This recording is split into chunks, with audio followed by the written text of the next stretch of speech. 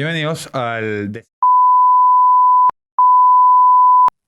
de Once Upon a Time en la gran pantalla. Yo sé, tengo la misma camisa de hace 2 episodios, pero quiero que me perdonen porque estoy adelantando bastantes episodios y es bastante interesante cómo ya pude ver. Bueno, interesante no, la verdad es que tuve la posibilidad de ver Elvis, ya la vi rápido, ya la vi, ya les puedo comentar qué es. Para cuando vean este episodio, lo más probable ya sea tarde. Si lo coloco antes, no va a ser el episodio número 11, sino va a ser otro episodio. Pero me gustó bastante la película. Quiero hablarles un poco de mis impresiones de la película, de sobre todo o sea, no la historia como tal de la película, sino lo que logra conmover estas películas con estos personajes como Freddie Mercury en Bohemian Rhapsody o en Jobs o en era bueno, no me acuerdo el nombre ahorita, pero era el mismo de McDonald's.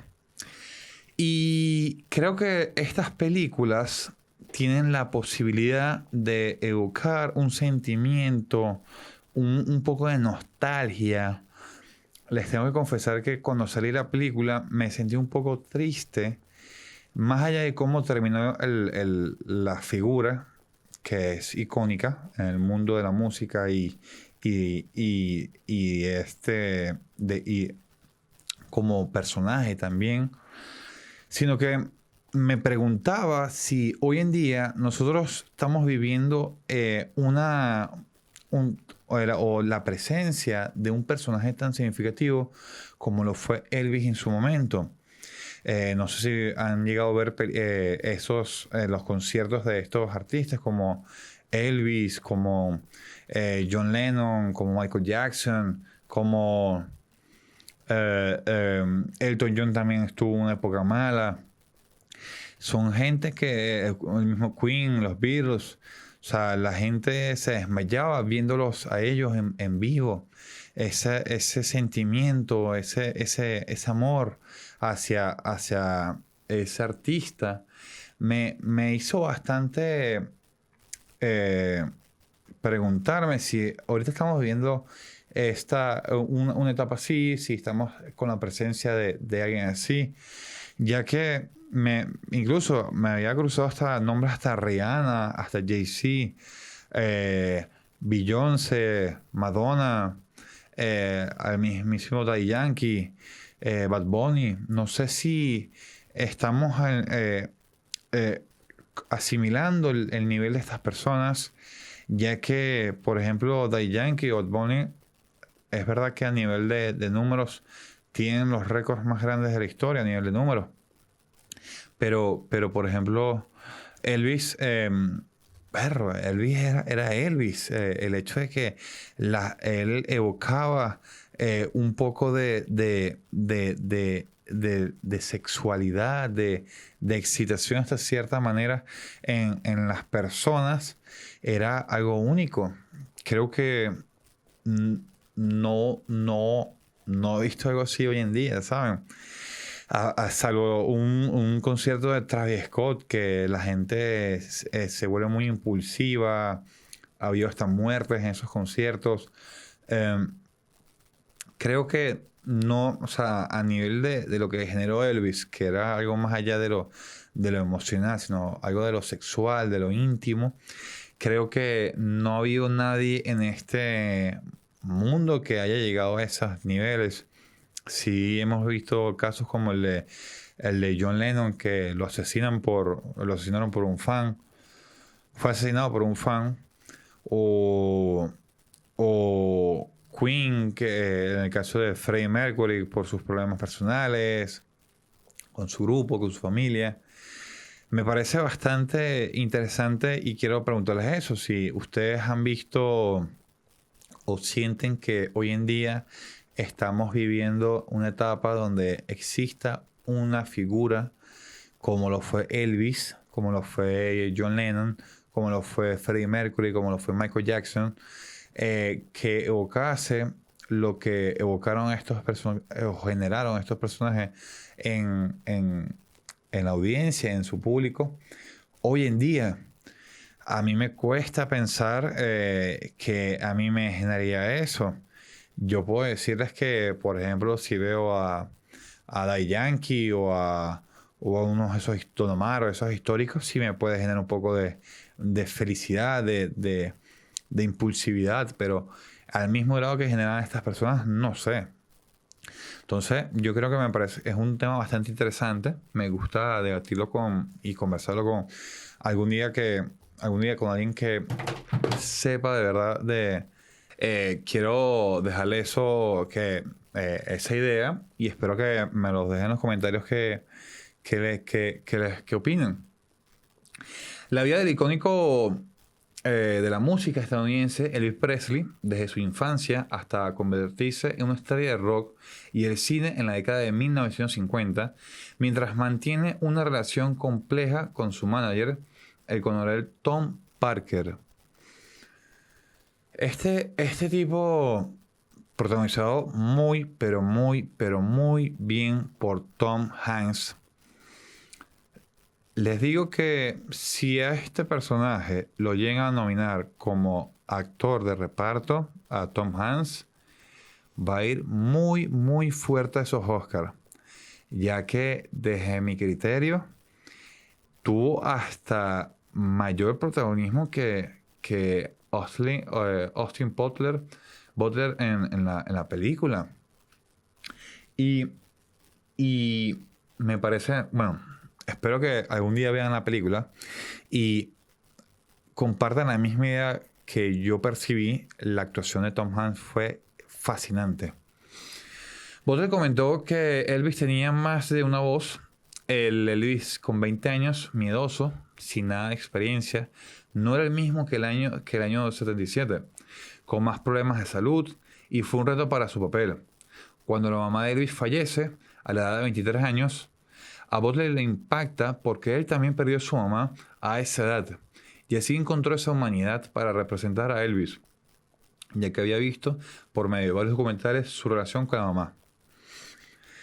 Digamos que en una entrevista con Jimmy Fallon de Tonight Show, Butler confiesa que él encontró esa intimidad, esa humanidad en Elvis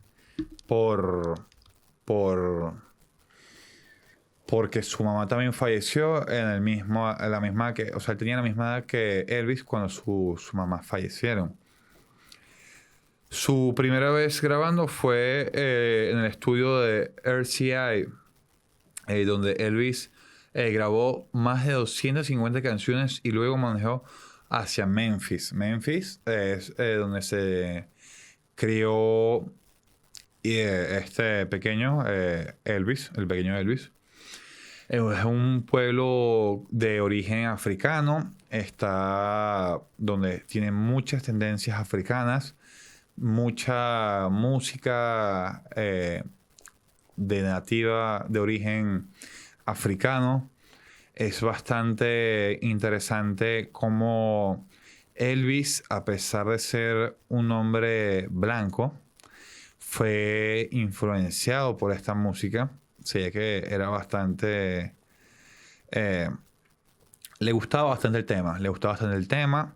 No les voy a spoiler nada de la película, pero sí les digo que demuestran bastante bien ese crecimiento de el pequeño Elvis durante la película.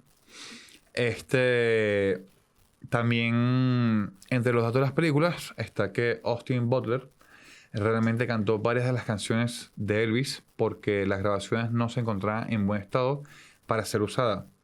También muchas veces las canciones eran mezcladas con la voz de Butler. Sin embargo, este mismo formato fue utilizado para Rami Malek, quien interpretó de Freddie Mercury en Bohemian Rhapsody. Pero las vocales que se utilizaron en la película fue una amalgamación de las grabaciones de la voz de Freddie Mercury y el cantante Mark Martel. Esto es en la película de Bohemian Rhapsody, que Creo que algún día se la voy a traer porque, bueno, Rami Malek ganó el Oscar y es de hablarlo. Con un presupuesto de 85 millones de dólares, se logró generar casi 216 millones de dólares. Es una película distribuida por Warner Bros. Y dirigida por Baz Luhrmann, el mismo director de Great Gatsby, teniendo increíbles actores aparte de Butler como Tom Hanks, que representa a Tom Parker, Dacre Montgomery, quien es Steve Blinder, y Olivia de George como Priscilla Presley, etc. Al principio no estás entendiendo nada, pero a medida que entras ya en la película, descubres más o menos todo. Entiendes cómo surgió la estrella, su inspiración, cómo se crió con el R&B, que era el género que escuchaban esos nativos de África en el pueblo de Memphis. Y también fue inspiración para Elvis, su música. Digamos que su música fue una especie de R&B y la música cristiana, la música muy, muy, muy cristiana. Él era muy seguidor de esa religión. Y es una película para ver con cautela y admiración. Estar abierto a esperar una historia que de esa magnitud no es perfecta.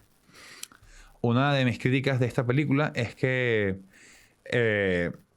yo creo que no es ni positiva ni negativa, es solo que el director optó un punto de vista en la película, es que a pesar de ser narrada por un personaje, no les voy a decir quién es, muestran solo el lado bueno de Elvis, entre comillas, claramente, pero te deja como que esa imagen, ese recuerdo de Elvis, como, oye, que por lo que sufrió.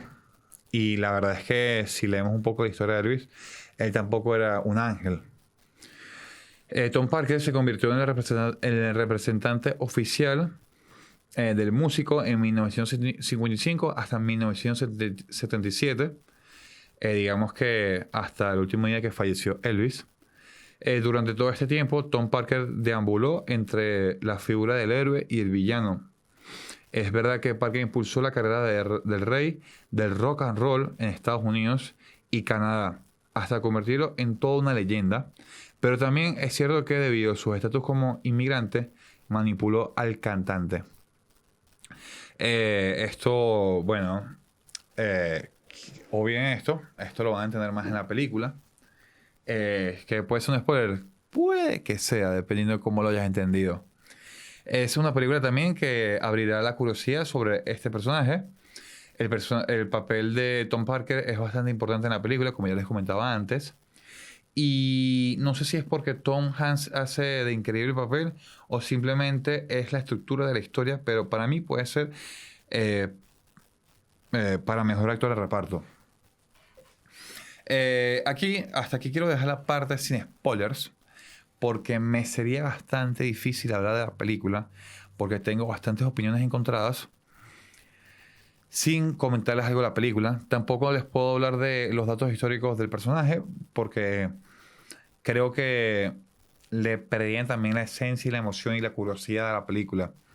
Entonces, los invito a que salten también de aquí a la parte final de la película, de la película, del podcast, para que vean la película que les voy a recomendar, muy parecida a esta película, digamos que porque hace homenaje al surgimiento de un ícono mundial. Y bueno, nada, nos vemos al final del episodio. Si no es el caso, espero que dejes tu like, tu comentario, que te haya gustado esta mini reseña de la película y que la veas, sobre todo, que te guste, que te apasione y que la disfrutes. Esta ya mi opinión sobre los Oscars, sobre si Austin Butler puede optar por un Oscar, y todo esto voy a hacerlo en la parte de spoilers porque quiero tomar referencias Y para eso no quiero spoiler eso. Bueno, ahorita ya estamos en la sección de spoilers. Y la primera pregunta que yo planteo es si Elvis tenía miedo a ser olvidado por los fans. Es un enfrentamiento bastante complicado. Eh, Tom Parker en la película nombraba que el causante de su desgracia fueron ustedes, los fans.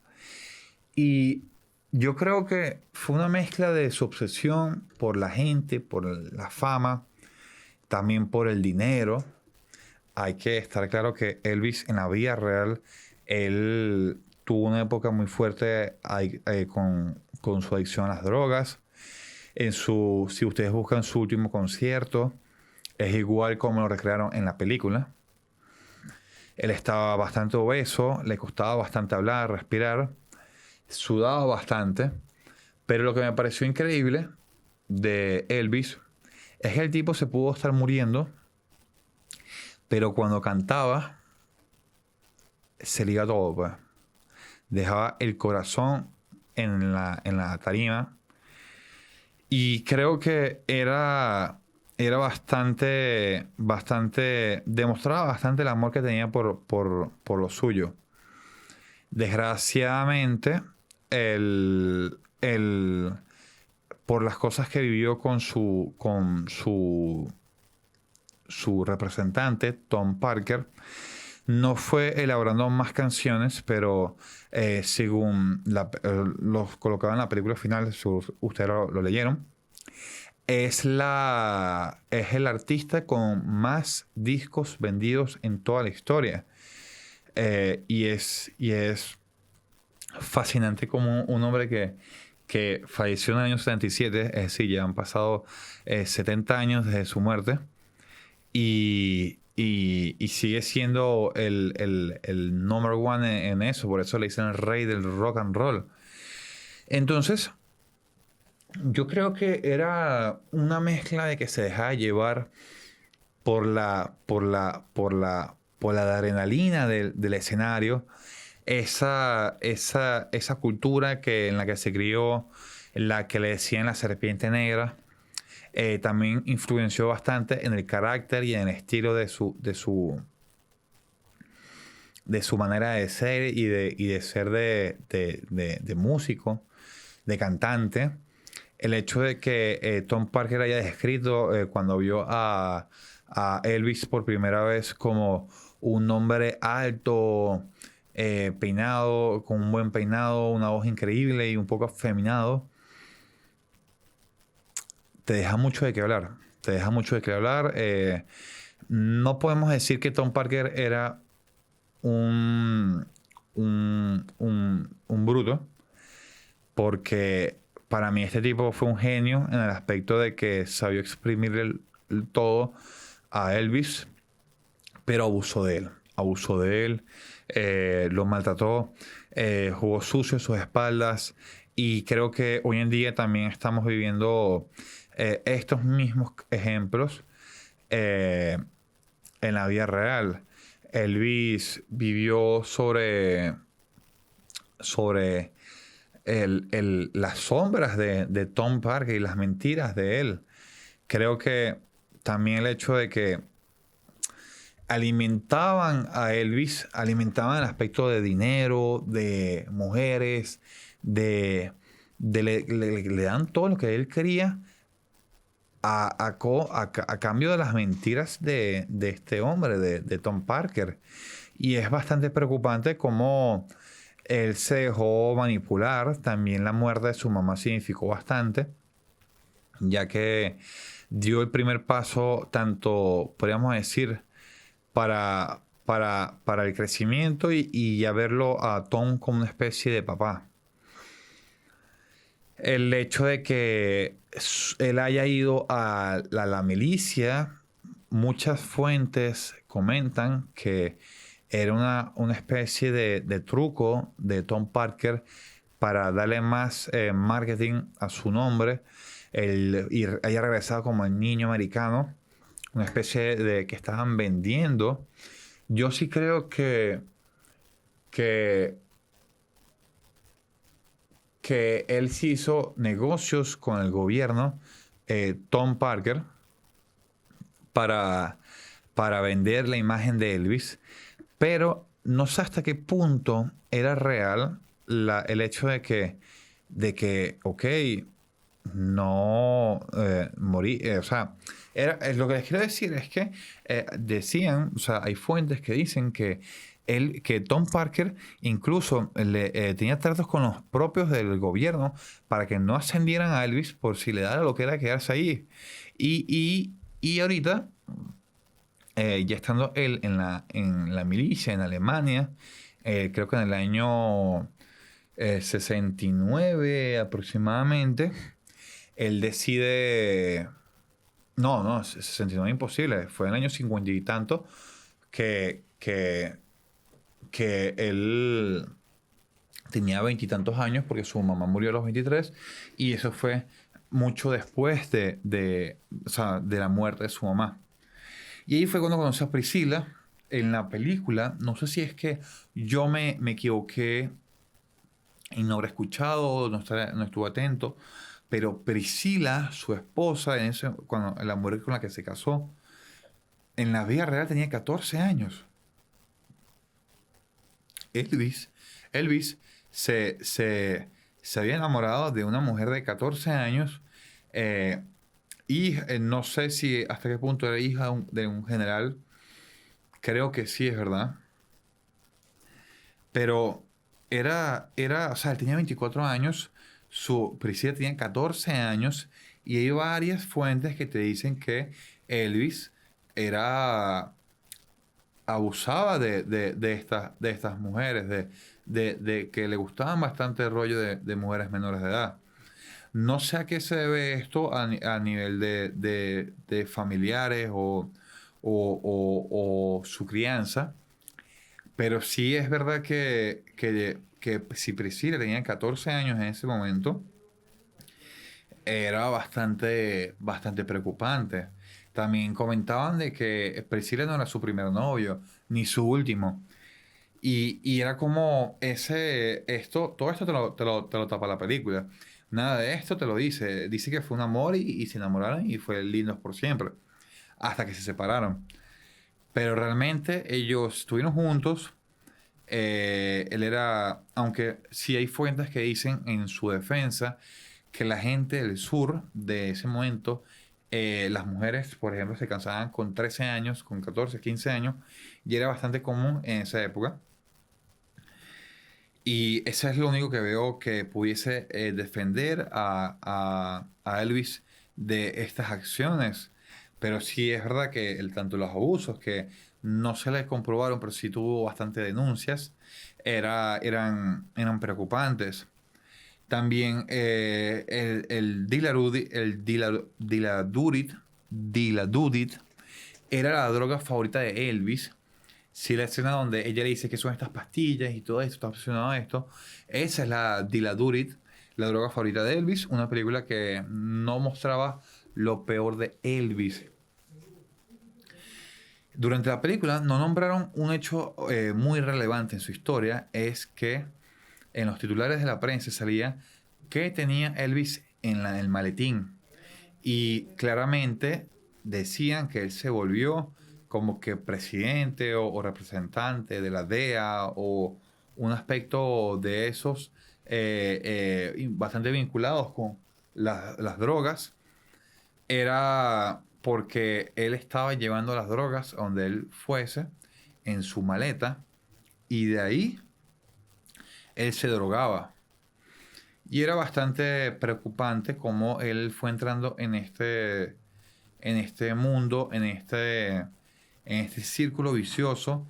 También le afectó el hecho de ese estafa o ese engaño de Tom Parker, el rompimiento con su mujer que tenía su hija, su única hija. El hecho de que su carrera iba de picada, al entrar en la actuación después de regresar a Alemania, fue bastante significante para Elvis porque en las películas lo desarrollaban como un fracaso algunas fuentes decían de que no era tanto un fracaso, sino que él quería imitar la carrera de Charlie Marlon, que era del Padrino, y no sucedió eso, entró más en ese círculo de drogas, el hecho de que a ver, también alejarse de el Elvis que él era realmente le afectó bastante. Y hay varios elementos en la película que no son abordados. Creo que es una película que defienden y cubren bastante la imagen de Elvis. Protegen su imagen, lo cuidan.